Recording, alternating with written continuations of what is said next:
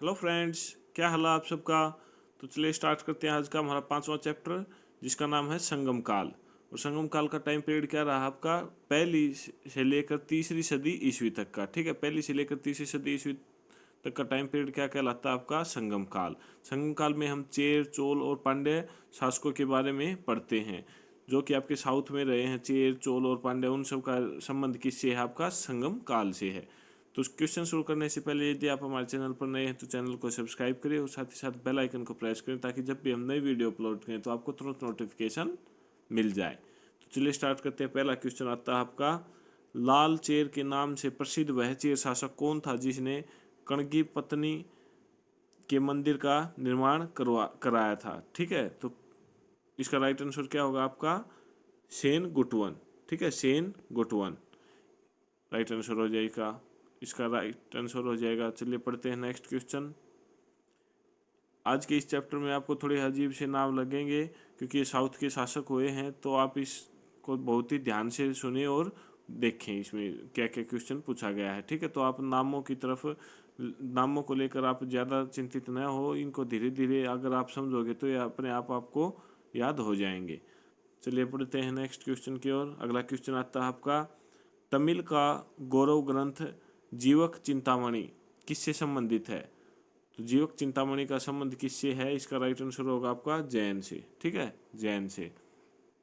Next आता आपका, तमिल भाषा के शिल्पाधिकारम और मणिमेकलई नामक गौरव ग्रंथ किससे संबंधित है। तो बौद्ध धर्म से है। ठीक है, बौद्ध धर्म से। अगला क्वेश्चन आता है आपका, निम्न में से कौन संगम युगीन व्याकरण रचना सर्वाधिक महत्वपूर्ण रचना मानी गई है। तो कौन सर्वाधिक महत्वपूर्ण रचना मानी गई है, इसका राइट आंसर होगा आपका तोलकापियम। ठीक है, तोलकापियम। नेक्स्ट आता है आपका, निम्नलिखित राजवंशों में किसका उल्लेख संगम साहित्य में नहीं हुआ है। तो चेर, चोल और पांड्य, जैसे कि मैंने अब स्टार्टिंग में बताया था, इन सब का संबंध किससे, आपका संगम काल से है, संगम साहित्य से है। और तो इसमें चेर, चोल और पांड्य से अलग कौन सा ऑप्शन बच गया आपका, कदम। ठीक है, तो इसमें पूछा है कि संगम साहित्य में नहीं हुआ है, तो इसका राइट आंसर हो जाएगा आपका कदम। नेक्स्ट आता है आपका, संगम युग में उरैयूर किस लिए विख्यात था। तो उरैयूर किसके लिए विख्यात था संगम युग में, कपास के व्यापार का महत्वपूर्ण केंद्र था। नेक्स्ट आता है आपका, तोलकप्पियम ग्रंथ किससे संबंधित है। तो इसका राइट आंसर होगा आपका व्याकरण और काव्य से। ठीक है, नेक्स्ट क्वेश्चन आता है आपका, धार्मिक कविताओं का संकलन कुरल किस भाषा में है। तो तमिल भाषा में। नेक्स्ट आपका, किस संगम युगीन राज्य के संरक्षण में 3 युग संगमों का आयोजन किया गया। तो पांड्य। ठीक है, पांड्य के टाइम में 3 संगमों का आयोजन किया गया। नेक्स्ट आता आपका, किसने उल्लेख किया है कि नंदों ने अपना कोष गंगा की धारा में छिपा रखा था। तो मामूल नार। ठीक है, मामूल नार इसका राइट आंसर हो जाएगा। नेक्स्ट क्वेश्चन आता है आपका, ये 2 सूचियाँ दे रखी हैं आपको, एक सूची में राज्य दे रखे हैं, उनके राज्य के चिन्ह बताने हैं। ठीक है, तो चेर, चेर का राज्य के चिन्ह क्या था आपका, धनुष। ठीक है, ये आपका अलग अलग क्वेश्चन में पूछ सकता है कि चेर का निम्नलिखित में से कौन सा राज्य के चिन्ह था, धनुष, बाघ, मछली, इनमें से कोई नहीं। तो चेर का हो जाएगा आपका धनुष। ठीक है, चोल का बाघ। ठीक है, चोल का बाघ और पांड्य का मछली। ठीक है, राज्य के चिन्ह हो गए ये, चेर, चोल और पांड्यों का धनुष, बाघ और मछली। नेक्स्ट आता आपका, ये पुस्तकें दे रखे उनके लेखक बताने हैं आपको। ठीक है, तो मिलान करना है। तो तोलकप्पियम पुस्तक के लेखक कौन है, जैसे आप इसको याद भी रख सकते हो, तो तोल आया तो तोलकप्पियर। ठीक है, तोलकप्पियर से आप इसको याद रख सकते हो, तोल से तोल मिलान करना आपका। ठीक है, तो तोलकप्पियम से तोलकप्पियर लेखक हो गए।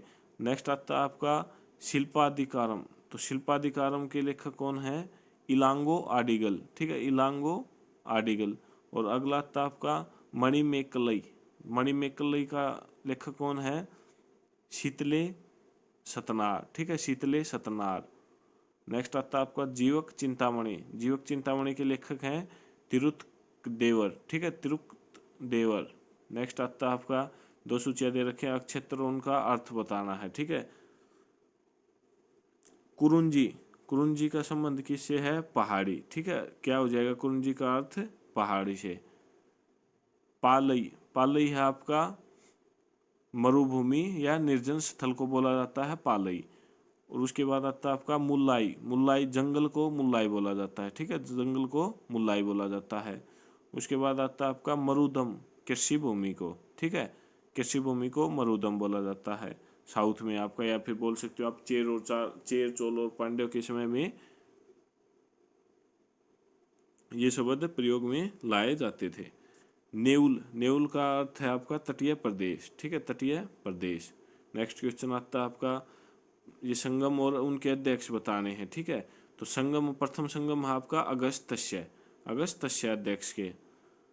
द्वितीय संगम अगस्त एवं तोलकापी। ठीक है, तृतीय संगम नक्कीरर। ठीक है, नक्कीरर। नेक्स्ट आता है आपका कपाटपुरम या अल्लवे में संपन्न द्वितीय संगम का एकमात्र शेष ग्रंथ कौन सा है? तोलकापियम। ठीक है, तोलकापियम। नेक्स्ट आता है आपका किस ऋषि के बारे में कहा जाता है कि उन्होंने दक्षिण भारत का आर्यकरण किया, उन्हें आर्य बनाया? अगस्त्य। ठीक है, अगस्त्य। नेक्स्ट आता है आपका स्ट्रेबो के अनुसार संगम युग के किस वंश के शासक ने रोमन सम्राट अगस्टस के दरबार में 20 ईस्वी के पूर्व के लगभग अपना एक दूत भेजा? तो पांड्य नरेश ने। ठीक है, पांड्य नरेश ने। नेक्स्ट आता है आपका तिरुवल्लुवर की रचना कुरल या मुप्पाल को कहा जाता है? तमिल भूमि का बाइबल। ठीक है, तमिल भूमि का बाइबल राइट आंसर हो जाएगा। नेक्स्ट आता है आपका तमिल काव्य का इलियड कहा जाता है? तो तमिल काव्य का इलियड किसे कहा जाता है? शिल्पदिकारम। ठीक है, शिल्पदिकारम को। नेक्स्ट आता है आपका तमिल काव्य का ओडिसी कहा जाता है? मणिमेकलई, मणिमेकलई को। पुहर कावेरी पट्टनम की स्थापना किसने की? कारिकाल ने। ये सुमेलित करना आपको राज्य दे रखे हैं और उनके प्रख्यात शासक दे रखे हैं। तो चेर का सेन गुटवन हो जाएगा और चोल का कराइकल या कारिकाल हो जाएगा। पांड्य का नेंडू जेलियन हो जाएगा। ठीक है, नेंडू जेलियन। नेक्स्ट आता है आपका मुजरिस किस राज्य का प्रमुख बंदरगाह था? तो मुजरिस किस राज्य का प्रमुख बंदरगाह था? चेर राज्य का। ठीक है, चेर राज्य का। नेक्स्ट आता है किसके संबंध में यह कहावत है, जितनी जमीन में एक हाथी लेट सकता है उतनी जमीन 7 आदमियों का पेट भर सकती है? तो कावेरी डेल्टा। ठीक है, कावेरी डेल्टा के बारे में यह कहावत है कि जितनी जमीन में एक हाथी लेट सकता है उतनी जमीन में 7 आदमियों का पेट भर सकता है, कावेरी डेल्टा। नेक्स्ट आता है आपका पिलनी के ग्रंथ एवं अज्ञातनामा लेखक के ग्रंथ पेरिप्लस के अनुसार मोती के सीप पांड्य देश के किस अक्षेत्र से निकलते हैं? तो कोलचे। ठीक है, कोलचई। नेक्स्ट आता है गाय या अन्य वस्तुओं के लिए लड़ते लड़ते मरने वाले वीरों के सम्मान में खड़े किए जाने वाले वीर प्रसत्र को कहा जाता था? वीरकल या नाडुकुल। ठीक है, नाडुकुल। नेक्स्ट आता है प्राचीनतम तमिल देवता मुरुगन किस वैदिक देवता के सदृश हैं? तो शकंद या कार्तिकेय। ठीक है। नेक्स्ट आता है आपका संगमकालीन साहित्य में कौन, को एवं मनन किसके लिए प्रयुक्त होते थे? तो राजा के लिए। ठीक है, राजा के लिए। निम्नलिखित में से कौन से संगमकालीन पतन पश्चिमी तट पर स्थित थे? नीचे दिए गए कूट से सही उत्तर चुनिए। तो कोरकई, पुहर, तोड्डी, मुसरी दे रखे हैं आपके। तो तोड्डी और मुसरी पश्चिमी तट से पर स्थित थे, ये आपका राइट आंसर हो जाएगा। महाकाव्य शिल्पदिकारम किससे संबंधित है? तो शिल्पदिकारम किससे संबंधित है? कथानक में जैन तत्वों से। ठीक है, कथानक में जैन तत्वों से शिल्पदिकारम संबंधित है। तो ये आपका यहाँ पर आज का चैप्टर समाप्त होता है। इसमें 30 क्वेश्चन थे आपके, जो कि हमने धीरे धीरे करके पढ़े। तो आप इस वीडियो को कम से कम 2 से 3 बार जरूर देखना, क्योंकि इसमें थोड़े नाम अजीब से लगते हैं, इसलिए आप इसको 1-2 बार देखोगे तो आपको ये नाम भी अच्छे से समझ में आ जाएंगे और याद भी हो जाएंगे। तो चलिए मिलते हैं नेक्स्ट वीडियो में। तब तक के लिए अपने घर में रहें तथा अपने घर वालों का ख्याल रखें। अगर आपको वीडियो पसंद आई है तो लाइक करें, शेयर करें और चैनल को सब्सक्राइब करें। धन्यवाद।